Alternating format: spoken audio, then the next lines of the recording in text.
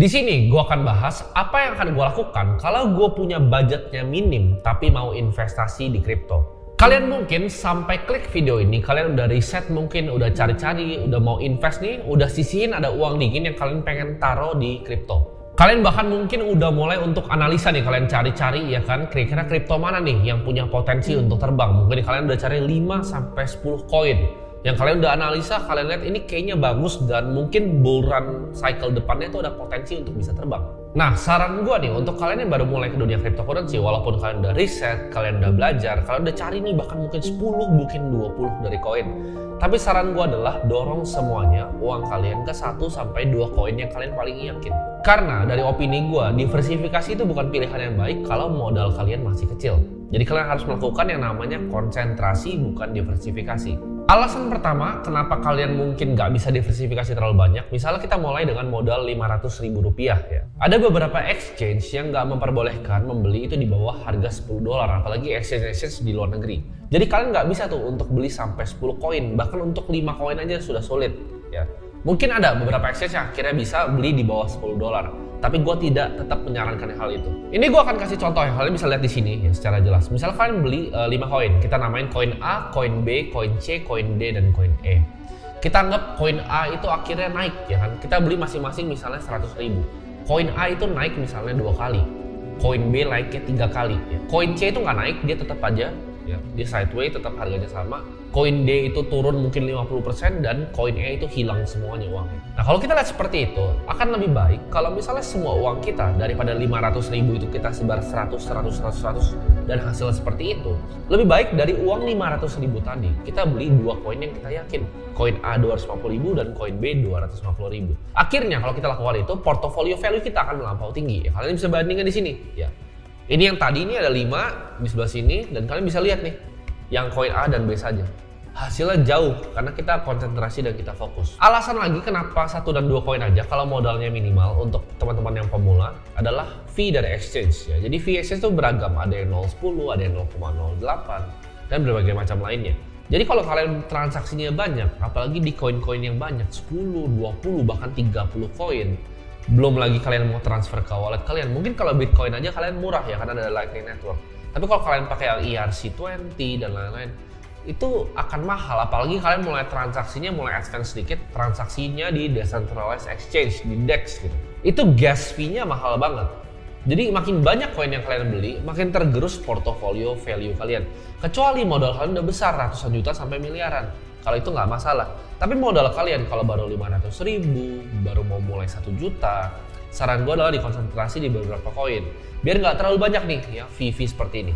Nanti bukannya kalian dapat keuntungan investasi, malah uang kalian habis tergerus dengan fee. Nah, untuk pemula banget, gue juga nggak saranin kalian, apalagi modal minim, untuk langsung terjun 100% ke dalam dunia trading. Kenapa? Karena banyak hal yang kalian belum mengerti. Kecuali kalian udah ngerti tentang technical analysis secara dalam, kalian ngerti gimana caranya baca order book, ya. Kalian tahu order flow itu seperti apa, kapan smart money masuk, kapan smart money keluar, itu kalian boleh banget trading.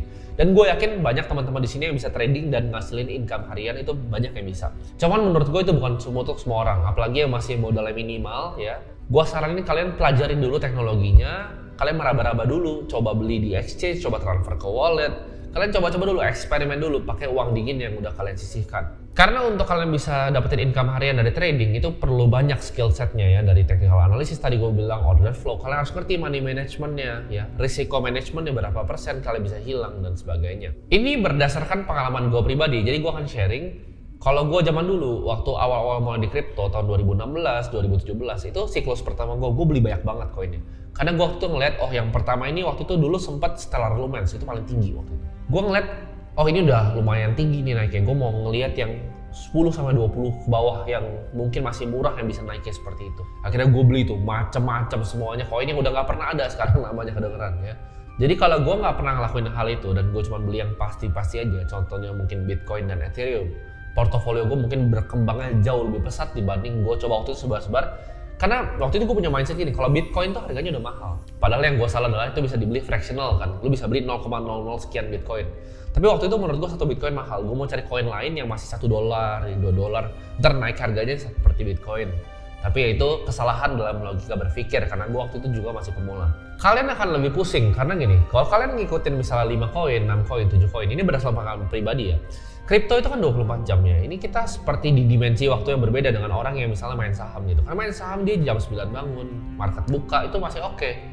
Dan dia bisa tutup ntar jam 4 dia udah santai-santai ya karena ada istirahatnya, makan siang juga. Kripto itu nggak ada, kripto itu 24 jam. Jadi berita yang kalian ikutin, kita mesti ngikutin jam di luar negeri gitu, candle close-nya pagi. Terus kita misalnya lihat jam orang Dubai itu jam berapa, jam orang Singapura jam berapa yang aktif transaksi kripto. Korea itu kalau Korean Pump di update itu jam berapa Korea aktif tradingnya. Jadi 24 jam. Dan newsnya itu, berita di kripto itu cepat banget ya kan. Hari ini Vitalik Twitter kena hack, orang pada kena drain gitu kan. Hari ini ntar keluar lagi FTX itu kira-kira punya Solana berapa, Solana turun. Jadi kalau kalian punya 10 koin atau bahkan 5 deh, nggak usah 10, kalian punya 5 koin, lu harus ngikutin 5-5-nya. Itu pekerjaan yang sangat amat berat. Ini gue kasih contoh ya, ini sekarang gue di kantor gue, di family office gue, ini portofolio yang kita pegang. Nah ini kalian bisa lihat portofolio gue itu bahkan nggak nyampe 10 gitu, liquid asset digital gue. Kenapa? Ini bahkan dengan tim ya, gue punya tim analis, gue punya tim trader. Itu nggak sampai 10, karena kenapa? Nggak bisa ngikutin. Jadi apalagi kalian yang nggak punya tim, belum berpengalaman di kripto, saran gue 1 atau 2 udah cukup. Nggak perlu 10, nggak perlu 15, nggak perlu 20 ya. Itu akan bikin aset kalian semakin merugi justru. Karena kalian nggak akan bisa ngikutin apa yang terjadi di marketnya. Perkembangan developernya seperti apa, ya, project akan mau dibawa kemana, komunitasnya seperti apa, beritanya seperti apa. Karena gue bilang sendiri, gue pun yang full time jobnya di kripto itu nggak nyampe 10 ya portofolionya. Gue inget persis tahun 2017 ya, waktu harganya turun drastis Bitcoin waktu itu, wah terjun payung dah itu, lebih dari 50%. Itu tuh di Indonesia, jamnya jam 4 pagi. Jadi kalian bisa bayangin, jam 4 pagi itu kebangun untuk ngeliat candle ke bawah merah seperti itu. Jadi ya kalau kalian mau ngikutin banyak koin terserah kalian, tapi itu bukan hal yang gue sarankan untuk teman-teman yang punya budget minimal. Nah ini jadi saran gue untuk kalian. Kalian kan tadi di awal video mungkin kalian udah sisihin, kalian punya uang nih, oke 500.000, 1 juta, oke gue pengen coba untuk make money di cryptocurrency. Jadi mulai analisa, mulai nge-YouTube, cari mungkin sampai ketemu video ini. Nah saran gue adalah kalian list down. Jadi misalnya kalian punya notes di handphone atau kalian tulis di kertas, kalian tulis 5 koin kalian tuh apa? Contohnya misalnya kalian punya Bitcoin, kalian punya Ethereum, kalian punya BNB, kalian punya misalnya Solana, kalian punya Arbitrum. Nah kalian coba kalian lihat dari koin-koin ini yang kira-kira punya potensi paling banyak tuh apa. Jadi kalian coret satu-satu ya. Nanti gua akan jelaskan gimana caranya kita bisa eliminasi supaya dapat koin yang menurut kalian paling baik akhirnya. 1 atau 2 aja. Jadi kalau punya 5, 3 harus dieliminasi. Kalau kalian investasi di kripto, kalian jangan cuma percaya bahwa harganya akan naik ya. Contohnya seperti meme coin. Karena itu adalah praktik berjudi. Kayak semua kita bisa judiin semua ya. Gua sama videografer gua ada mobil lewat di bawah, kita bisa judiin berapa mobil yang lewat. Semua hal di dunia ini tuh bisa dijudiin. Dan sama seperti kripto, kalian bisa berjudi juga. Kalau kalian cuma pikir koin atau token tuh harganya cuma akan naik, lu udah pasti rugi. Ini kalian bisa lihat dari datanya ya. Exchange di Indonesia, orang-orang Indonesia itu banyak kan pegangnya apa? Shiba sama Doge. Lu nggak percaya ini gue buka nih, ini dari Arkham Intel, kalian lihat nih, ini di Indodax. Jadi orang Indonesia banyak yang kurang edukasi, mereka beli token untuk berharap dia akan jadi sangat kaya raya. Sedangkan kalau kita lihat exchange yang lebih established di luar, ini ada seperti ini. Beda, titik beratnya mereka banyak di Bitcoin dan juga Ethereum. Ini nggak cuma di Indonesia ya, kita bisa lihat sama di beberapa negara berkembang. Biasanya makin aneh-aneh tokennya dan balance-nya selalu rugi. Mayoritas orang Indonesia datang ke market kripto untuk kaya secara cepat. Tadi itu pemikiran dan mindset yang keliru. Sebenarnya mungkin aja sih kalian beli PP gitu kan, kalian harap next bull run nanti 2024 pas Bitcoin naik ini gue beli PP naik 10 kali. Mungkin benar, tapi itu adalah bukan praktik dari strategic investment, melainkan itu adalah praktik perjudian ya. Boleh, sah-sah aja. Lu mau ada porto misalnya 1%, gue pun juga ada ya. Ini gue bukan bilang gue nggak melakukan hal seperti itu. Gue juga melakukan hal seperti itu. Gue juga punya PP tapi sangat kecil gitu ya. Dan kalau misalkan 0 gue juga bodo amat. Dan kalau 10 kali ya gue pakai untuk makan-makan gitu kan. Gue juga melakukan. Tapi jangan lakukan ini sebagai praktik investasi. Saran gue pertama kali kita filter, kita lihat bukan dari market cap, tapi dari trading volumenya. Ada nggak sih yang beneran trading volume? Contohnya gini, kalau kalian cari project di coin market cap, misalnya kita cari koin yang tier 2 ya, yang udah di page belakang. Kalian cari ya jumlah komunitasnya misalnya di Twitter, dan jumlah yang tambahin di coin market cap itu sebagai watchlist. Dari situ biasa kelihatan tuh koin yang berapa tuh average-nya berapa. Jadi koin yang trading volume-nya segini biasa followersnya segini di Twitter. Nah kalau kalian lihat koin yang sama ya, trading volume-nya kalian lihat tinggi tapi followersnya kecil di Twitter, atau nggak banyak yang dia mau jadiin watchlist ya di coin market cap. Ini tanda tanya. itu biasanya ada bandarnya atau di manipulate harganya. Jadi kalian bisa lihat dari sana jumlah followersnya, kalian lihat ke trading volume dari tokennya. Nah buat kalian yang mau cari bahan koin-koin yang lebih lower cap ya, yang di bawah-bawah dari Arbitrum atau bahkan Polygon, di bawah-bawahnya itu yang lebih kecil-kecil, saran gue adalah kalian belajar tentang yang namanya selling pressure, karena ini semua adalah PVP ya, player versus player. Lu beli di sana itu lawan gue beli sini gue lawan lu. Orang beli sana lawan siapa? Itu pasar modal, capital market, mau market kripto, market saham, market forex, itu semua kerjanya sama. Semuanya PVP, orang lawan orang. Jadi kita harus tahu tentang yang namanya selling pressure. Kita harus tahu dulu capital stack-nya dari sebuah project kripto itu seperti apa. Siapa yang dapat uang pertama? Yang pastinya investor early stage. Investor-investor yang kasih uang ke developer, percayakan project mereka. Itu pasti dapat uang pertama. Lalu di situ ada market maker, liquidity provider. Lalu ada orang yang punya project-nya. Lalu ada developer dari project yang dibayar dengan token. Terakhir itu adalah ICO pre-sale, ketika orang mulai tawarin, oh kita mau ICO, ini masih strategic investor, baru kalian tuh terakhir banget gitu. Jadi kalian harus bayangin, ini ada orang-orang yang punya kepentingan dan ada uang di sini. Mereka lock up-nya berapa lama, uangnya dikuncinya berapa lama, pelajarin vesting period dari mereka. Jadi biasanya kalau kita investor awal di project crypto, karena gue udah beberapa kali invest di project crypto, kita itu punya yang namanya vesting period, yaitu misalnya 6 bulan sampai 8 bulan baru kita boleh buang barangnya. Jadi kita lihat dari tanggal ICO-nya, vestingnya kelar kapan, jangan sampai kita masih pegang barangnya waktu mereka buangin barang. Ya, jangan mau jadi orang yang nyuci piring di dunia capital market. Artinya nyuci piring apa? Misalnya kita pesta nih, ya kan? Kita semua pesta bareng-bareng, terus gua sama market maker yang lain udah mau pulang nih. Terus lu pada baru masuk. Nah itu lu pada yang cuciin piring kita gitu, pesta udah selesai, kita udah pulang, lu baru datang dan akhirnya cuma cuci piring. Jadi jangan mau jadi orang yang cuma cuci piring. Kita harus tahu nih selling pressure-nya kapan. Dan developer itu banyak akal-akalannya untuk nutupin yang namanya selling pressure ini. Biasa paling gampang adalah selling pressure nih, gue tunjukin meme-nya di sini, ya kan, tuh kayak air keluar, mereka tempelin aja pakai namanya staking. Staking itu ibaratnya simple, kayak kita misalnya mau nabung di bank dikasih bunga lah gitu.